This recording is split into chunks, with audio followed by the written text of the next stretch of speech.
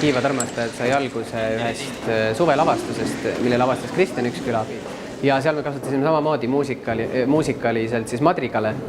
Ja sealt kuidagi tekkis soov edasi laulda ja ei tahtnud seda seltskonda lõhki ajada. Ja nii siis kuidagi sattuski, et me hakkasime neid juurde õppima, kutsusime mõned sõbrad endale appi sealt Muusikaakadeemiast ja teisi laulvaid inimesi ja nüüd meil on 12-liikmeline ansambel. Meil on väga hea meel, et käis kuulamas nii palju inimesi, et see on meil endale ka väga võõras keskkond, kuna me oleme üldjoontes kõik Tallinna inimesed ja tulla Ida-Virumaale laulma, see on väga huvitav kogemus meile kindlasti ja hoopis midagi teistmoodi. Ja ma loodan, et publik sai ka võib-olla midagi, mida nad iga päev siis ei kuule või ei näe.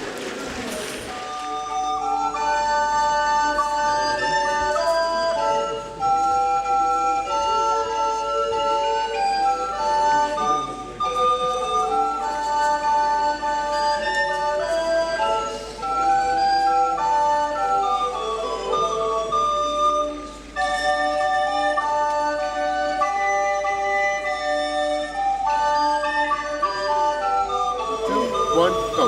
Labas vakaras! Hi, we're Fire Dance Studio from Lithuania, and we are here for you.